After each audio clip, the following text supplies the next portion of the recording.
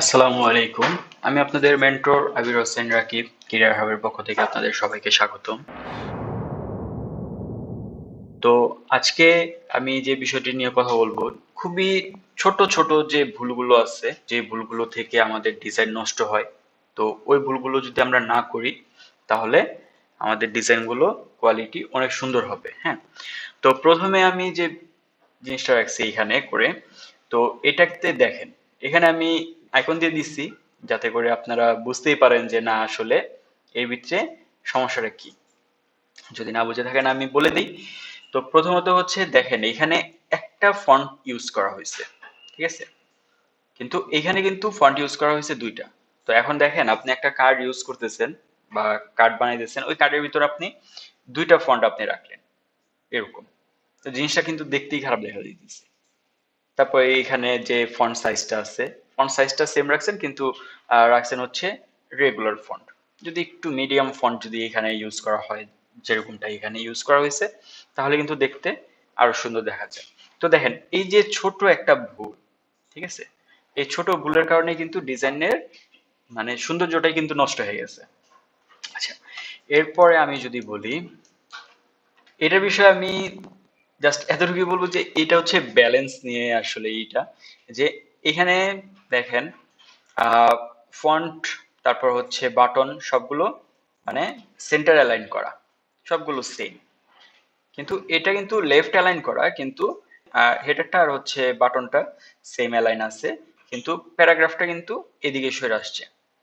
হ্যাঁ, আপনি যদি এটা লেফট অ্যালাইনই রাখেন তাহলে কিন্তু সেম অ্যালাইনমেন্টই কিন্তু থাকবে, বাটন, তারপর হেডার, প্যারাগ্রাফ সবগুলো সেম অ্যালাইনে থাকবে। কিন্তু এইখানে কিন্তু আপনার ইউজ হয়েছে লেফট অ্যালাইন ইউজ হয়েছে, কিন্তু প্যারাগ্রাফটা কিন্তু লেফট অ্যালাইন নাই। আর এটা সেন্টার অ্যালাইন ইউজ হয়েছে, কিন্তু সবগুলোই কিন্তু সেন্টারে আছে, ঠিক আছে। তো এই যে এই জিনিসগুলো, এটা কিন্তু ছোট্ট একটা ভুল, যার কারণে আমাদের ডিজাইনগুলো নষ্ট হয়ে যায়। আচ্ছা, এরপরে আমি যদি বলি এখানে যে বিষয়টা হয়েছে, এখানে কন্ট্রাস্ট সমস্যা হয়েছে। কিরকম যে দেখেন এখানে যে ফন্টটা ইউজ হয়েছে, ফন্টের কালারটা অবশ্যই আপনার যাতে বোঝা যায় ওরকম রাখতে হবে, প্যারাগ্রাফটাও যাতে মানুষ পড়তে পারে ওরকম কালার আপনার ইউজ করতে হবে। আর এইখানে দেখেন বাটনটা খুব ইজিলি বোঝা যাইতেছে যে সি প্রাইসিং আর হচ্ছে আওয়ার ওয়ার্ক, সুন্দরভাবে বোঝা যাইতেছে, কিন্তু এইখানে দেখেন মানে কন্ট্রাস্টের কি সমস্যাটা হয়েছে যে কালার অপাসিটিটা কমানো, মানে এটা কনফিউজ করে ফেলবে একজন ইউজারকে যে আসলে এটা আসলে কি লেখছে বা আসলে এই বাটন কি ক্লিক করা যাবে কিনা এরকম। তো এই ভুলগুলো করা যাবে না। কন্ট্রাস্টের ক্ষেত্রে আমরা সবসময় এই জিনিসগুলো খেয়াল রাখবো ডিজাইন করার সময়। ওকে, তারপর যে নেক্সট বিষয়টা হচ্ছে এখানে ফন্ট সাইজটা বেশি রাখা হয়েছে, এখানে কম রাখা হয়েছে, এটা নিয়ে আমি কিছু বলবো না, কিন্তু এইভাবে ইউজ করা যায় যে আপনি ফন্ট একটু ছোট ইউজ করছেন, ওকে ফাইন, সমস্যা নাই। কিন্তু এইখানে হচ্ছে আপনি দেখা গেছে প্রোফাইলটা রাখছেন, তারপর আপনার নাম রাখছেন বা কত আওয়ার মানে আগে আপনি অ্যাক্টিভ ছিলেন, ঠিক আছে। এখানে যে ফন্টটা ইউজ হয়েছে যে দেখেন আসলে এই যে জিনিসটা একজন ইউজার এখানে কিন্তু আসলে মানে সে পড়তে পড়তে তার দাঁত ভেঙেও যেতে পারে, বা এক জায়গায় এই লাইন পড়তেছে, এই লাইন থেকে হঠাৎ করে এই লাইনে এসে পড়ছে, তো জিনিসটা কিন্তু হইলো না। আমরা টেক্সট ইউজ করার ক্ষেত্রে এভাবে যদি আমরা টেক্সট গুলো ইউজ করি, ঠিক আছে, একটু গ্যাপ স্পেস রেখা রেখা যদি আমরা ইউজ করি, তাহলে কিন্তু মানে একজন ইউজার খুব সহজে এই জিনিসটা পড়তে পারবে। হ্যাঁ, তো এটার জন্য এই কারণেই হচ্ছে এটা কারেক্ট আর এটা হচ্ছে রং। আচ্ছা, এখন হচ্ছে এই যে জিনিসটা আমি এটা রাখছি এখানে করে, যে এখানে কি বুঝাইছে, এখানে কিন্তু সম্পূর্ণটা বোঝানো হয়েছে ভিজুয়াল হায়ারার্কি প্রবলেম। এখানে যেরকমটা হয়েছে যে এখানে ইউএক্স ডিজাইন লেখা হয়েছে, তারপর হচ্ছে আবার হেডার দেওয়া হয়েছে, তারপর আবার কিছু ডিটেলস, এখানে কিছু ডিটেলস, মানে এখানে কোনো কিছু বাদ রাখে নাই, সবগুলো সেম। দেখেন এই ফন্ট সাইজ, এই ফন্ট সাইজ, এই ফন্ট সাইজ সবগুলো সেম রাখা হয়েছে, কিন্তু আসলে এরকমটা না। এখানে খুবই ছোট করে মানে সাব হেডিং দেওয়া হয়েছে ইউএক্স ডিজাইন, তারপর হচ্ছে হেডার দেওয়া হয়েছে, তারপর এখানে একটা দেওয়া হয়েছে, এখানে আবার যে আপনার হেডারটা আছে এটা ছোট করে দেওয়া হয়েছে।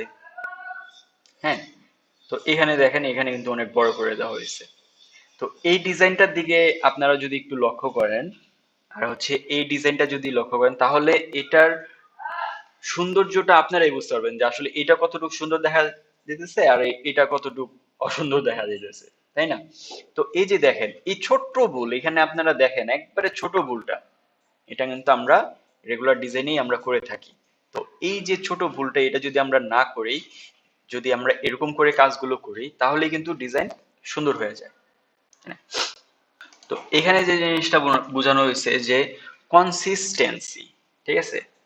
আমরা ডিজাইন করার ক্ষেত্রে আমরা স্টার্টিং করি, দেখা গেছে আপনার বাটন ফুল রেডিয়াস দিয়ে আমরা স্টার্টিং করি, তারপর হচ্ছে দু একটা সেকশন যাওয়ার পরে বাটন হয়ে যায় স্কোয়ার।